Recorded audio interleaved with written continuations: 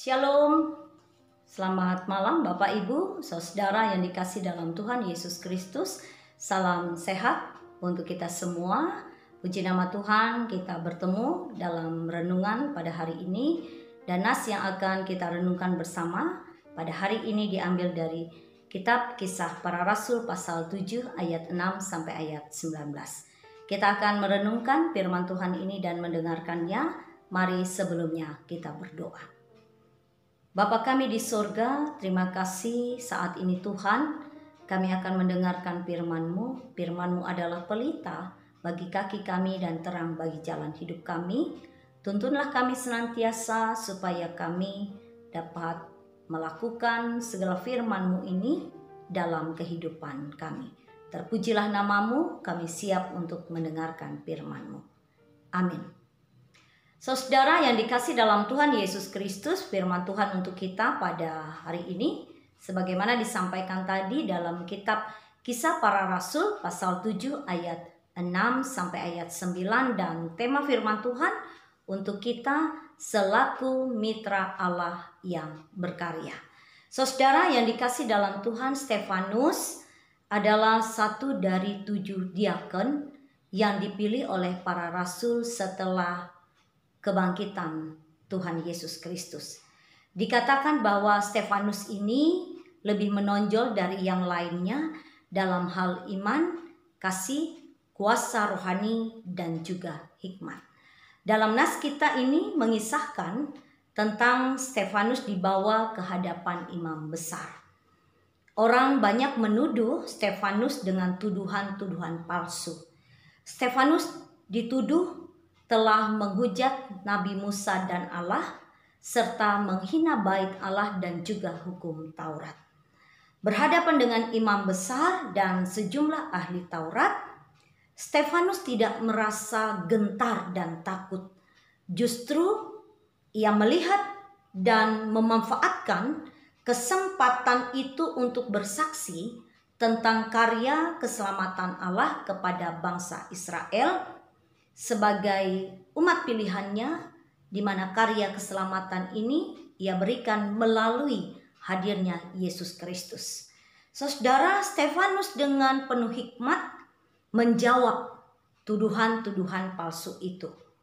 Dan pada ayat 6 sampai ayat 9 ini, Stefanus menyampaikan tentang Allah mengikat perjanjian dengan Abraham dan seluruh keturunannya, dan menetapkan sunat sebagai tanda materai perjanjian itu. Melalui Ishak lahirlah Yakub dan ke-12 suku Israel. Bahkan ketika para leluhur menjual Yusuf ke Mesir, Allah tidak meninggalkan Yusuf tetapi menuntunnya kepada pembebasan dengan menjadikan ia kuasa atas tanah Mesir dan atas seluruh istana.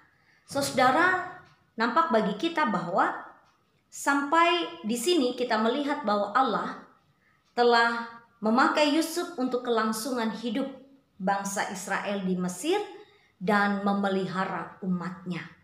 Jadi kehidupan umat Tuhan di Mesir ini telah menjadi kesaksian di tengah bangsa yang tidak mengenal Allah. Bapak Ibu Saudara, dari firman Tuhan ini ada 2 hal yang dapat kita renungkan dalam kehidupan kita. Yang pertama, baik Stefanus maupun bapak-bapak leluhur telah menjadi mitra Allah yang berkarya dan bersaksi untuk menyatakan karya keselamatan Allah bagi kehidupan umatnya. Sebagai orang percaya, sebagai orang Kristen, maka kita pun adalah mitra Allah yang berkarya di tengah-tengah dunia ini. Ada banyak tantangan iman yang kita hadapi di dunia ini. Tetapi justru disitulah menjadi kesaksian iman kita yang harus kita nyatakan. Karena itu kiranya kita menjadi saksi Kristus yang mampu untuk menyaksikan iman di setiap kondisi kehidupan kita.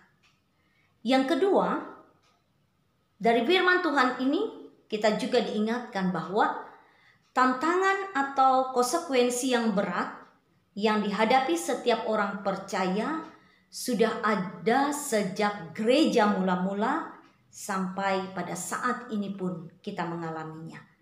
Hal itu dapat kita lihat dalam pengalaman hidup Stefanus. Taat sampai akhir adalah kerinduan Allah kepada setiap orang yang percaya kepadanya. Namun kadangkala manusia mengabaikan ketaatan kepada Allah saat mereka diperhadapkan pada tantangan atau konsekuensi yang berat. Saudara, tantangan iman apakah yang sedang kita hadapi saat ini? Adakah kita tetap setia dan taat kepada Allah ketika kita menghadapi tantangan itu, atau sudah mulai mundur karena melihat terlalu besar tantangan dan konsekuensi yang harus kita hadapi?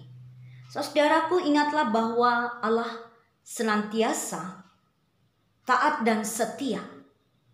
Sekalipun teramat banyak dan teramat berat tantangan yang kita hadapi, yakin dan percayalah bahwa Allah akan senantiasa menyatakan kehadirannya kepada kita dalam segala tantangan iman yang kita hadapi. Apapun yang boleh terjadi dalam kehidupan ini, mari tetap berpegang pada iman kita. Mari tetap nyatakan kepada semua orang bahwa iman yang kita miliki adalah iman yang benar dan menjadi pribadi atau mitra Allah yang semakin tangguh, semakin beriman, dan juga semakin mencintai Allah dalam pengiringan kita kepada Tuhan.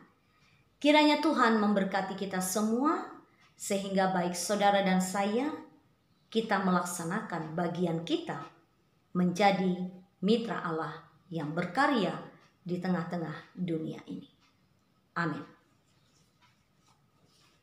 Mari kita satukan hati, kita tutup firman Tuhan ini dengan berdoa.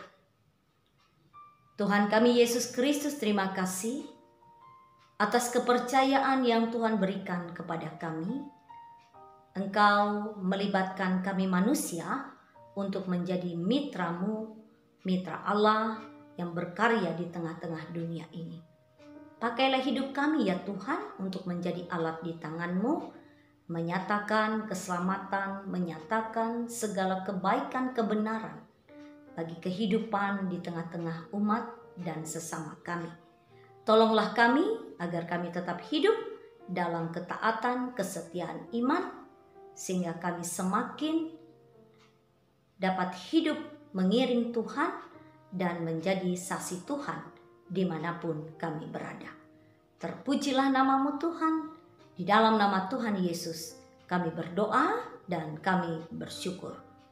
Amin.